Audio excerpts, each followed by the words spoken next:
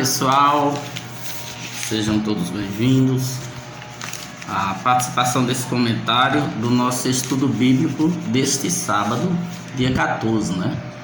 Estou fazendo essa gravação agora, no domingo, dia 15, e nosso nono encontro aconteceu ontem à tarde. Então compareceram 8 pessoas, tivemos a participação de Neves, né, uma prima de neném que esteve conosco aqui. Parece-me que todos os encontros nós temos mais uma nova pessoa participando do nosso encontro, né? E foi um encontro muito proveitoso, né? Foi muito bom porque a gente partilhou o capítulo 9 do estudo de Marcos no nosso nono encontro. Está sendo muito bom, muito proveitoso, foi bastante participativo, né? A maioria das pessoas participaram ontem, né? Então a gente começa entregando essa participação a Deus, né? O Espírito Santo ilumina as nossas vidas, né? Para que a gente viva mesmo a palavra de Deus, né? Que a palavra de Deus faça jorrar em todos nós a vontade de Jesus Cristo para um mundo bem melhor, e assim a gente ser preparado para no final dos tempos, quando Ele retornar, que a gente possa estar todos juntos, porque essa é a vontade do Pai, né? Então, no nono encontro que nós tivemos ontem, nós discutimos, nós lemos do versículo 1 ao versículo 13, que fala sobre a transfiguração, né, de Jesus, né? Então, eu vou ler bem rapidinho aqui na Bíblia da Pastoral, né? Capítulo 9 de Marcos, do versículo 1 ao versículo 13, né? Então começa assim: e lhes dizia: eu lhes garanto, dos que estão aqui presentes, alguns não provarão a morte antes de verem o reino de Deus chegando com poder. 6 dias depois, Jesus tomou consigo Pedro, Tiago e João e os levou sozinhos para um lugar retirado sobre uma alta montanha, e aí foi transfigurado diante deles. Suas roupas ficaram brilhantes, extremamente brancas, de uma brancura tal que nenhum lavadeiro sobre a terra as poderia alvejar. E lhes apareceram Elias com Moisés, que conversavam com Jesus. Então Pedro, tomando a palavra, disse a Jesus: Mestre, é bom estarmos aqui. Vamos fazer 3 tendas, uma para ti, uma para Moisés e uma para Elias. Ele não sabia o que dizer, porque estavam com muito medo. E apareceu então uma nuvem, cobrindo-os com sua sombra. E da nuvem surgia uma voz: Este é meu filho amado, ouçam-no. E de repente, olhando ao redor, não viram mais ninguém, a não ser Jesus sozinho com eles. Quando desciam da montanha, Jesus ordenou que eles não contassem a ninguém o que tinha visto, até que o Filho do Homem tivesse ressuscitado dos mortos. Eles guardaram o acontecido para si, perguntando-se o que significaria ressuscitar dos mortos. E perguntaram a Jesus: por que os doutores da lei dizem que Elias deve vir primeiro? Ele respondeu: é certo que Elias vem primeiro para restaurar todas as coisas. Mas então por que está escrito a respeito do Filho do Homem, que ele deve sofrer muito e ser rejeitado. Eu, porém, lhes digo: Elias já veio e fizeram com ele tudo quanto quiseram, como está escrito a respeito dele. Dei uma pausa aqui por conta do barulho que eu senti e fastei um pouquinho mais para próximo para entender melhor. Então, o capítulo 9, que está passando a questão da revelação, da transfiguração de Jesus, isso acontece no Monte Hebron, não é? Jesus chama seus três apóstolos, que é Pedro, Tiago e João, é isso? Chama Pedro, Tiago e João. Essas duas figuras, Moisés e Elias, cada um tem um sentido fundamental para o ministério de Jesus. Por que eles aparecem? Porque cada um representa aquilo que aconteceu no passado com relação à lei, aos profetas, né, as profecias, para dar razão e sentido à vinda de Jesus. Então, Moisés representa a lei, né, que as leis é de Moisés. Moisés representa a lei, né? A lei é tanto que a gente vê nas escrituras, tanto falar sobre as leis de Moisés.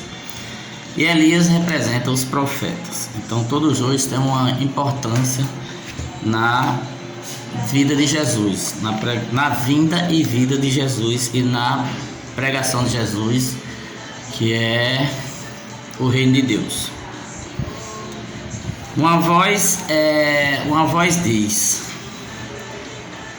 ouça o meu filho muito amado. Então, Jesus é o Filho de Deus, a voz que está falando é de Deus Pai, não é? Lá estavam Pedro, Tiago e João, e ficam tão transtornados, né, com medo, porque para o costume judaico a presença de Deus era de fundamental importância, só que ninguém poderia ver Deus na tradição judaica.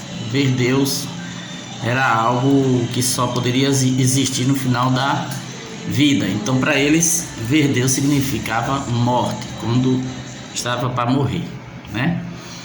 Mas então Pedro, transtornado, diz, né, com medo, apreensivo, diz: vamos fazer três tendas, uma para o Senhor, outra para Moisés e outra para Elias, né? Não sabia nem o que estava dizendo, mas é importante entender que lá estavam presentes os três principais apóstolos de Jesus, que ele chamou, que é Pedro, Tiago e João, né? E Elias teria que vir antes do Messias, e Jesus afirma que o Elias já veio. Então, quem é Elias? Elias é João Batista, não é uma reencarnação. Cuidado para a gente não confundir com reencarnação, né? No cristianismo não pode acreditar em reencarnação, é uma prefiguração. Como se diz, Jesus é o segundo Adão, porque o primeiro Adão ele veio e trouxe o pecado ao mundo, a morte. Jesus trouxe o perdão dos pecados, trouxe a santidade, trouxe a vida. Então, João Batista é uma prefiguração, né? É uma segundo Elias. Não é que é Elias, mas é um profeta que veio anunciar, que é o que o Antigo Testamento diz. Elias ainda ia vir, porque Elias era o profeta que falou todas essas coisas, né, da vinda do Messias, que preparou o caminho já antes de Jesus. E João Batista vem antes também de Jesus, mas no tempo de Jesus, para preparar o caminho, para avisar que o Messias já está conosco, que é Jesus Cristo. Lá no versículo 14, do versículo 14 ao 20 vai falar sobre a cura do epilético, né? A cura do epilético, e que mostram os discípulos que não estão com fé, né? E eles não conseguem expulsar o demônio, não conseguem expulsar o demônio. E depois que Jesus faz o exorcismo, né, os que vão embora, e os discípulos vão perguntar por que eles não tiveram poderes para expulsar o demônio.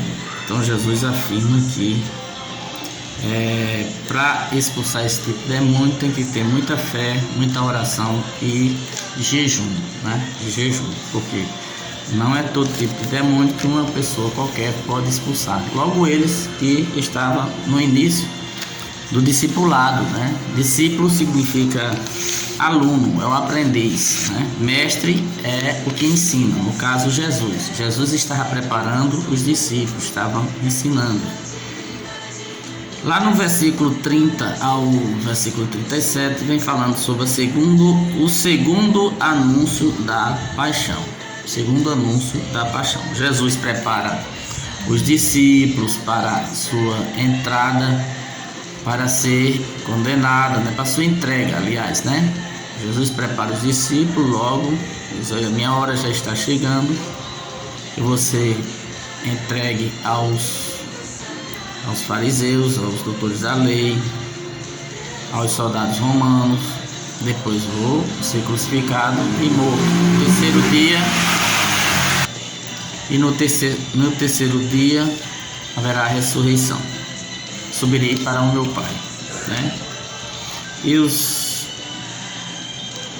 discípulos a caminho começam a se questionar, ainda não entenderam o projeto de Jesus Cristo, né? Ainda não entenderam, porque no caminho eles discutem quem era o maior entre eles, né? Quem de nós é o maior? Olha só as conversas. Os discípulos não entendem a teologia da cruz, né? Portanto, Jesus diz: quem quer ser o maior tem que ser o menor para chegar até o reino de Deus. Para ser o maior no reino de Deus tem que ser o menor, né? O menor. Jesus veio para servir. Olha, aí os discípulos que é abaixo de Jesus vai ser o maior. Como é que pode? Então o evangelho ele precisa se voltar também para as igrejas, não só para os que estão lá fora, mas precisa constantemente estar sendo lido, estar sendo rezado, orado em cima, para que a gente não perca o sentido da vontade de Deus, da vontade de Jesus Cristo, né? Então Jesus, ele fala nessa parte da sua morte, ele fala quem ele ele fala quem é o maior no reino de Deus, né? E quem são os outros. Então são três coisas que Jesus fala do reino de Deus, são essas três coisas. Quem quer ser o primeiro tem que ser o último, né? Tem que ser o último.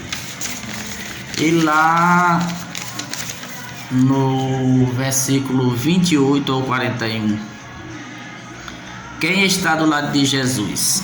Quem está do lado de Jesus? Versículo 38 ao 41 vem falar que os discípulos eles têm ciúme, né? Aquela passagem que eles têm ciúme de quem está expulsando os demônios em nome de Jesus, só porque eles não são do grupo dos discípulos.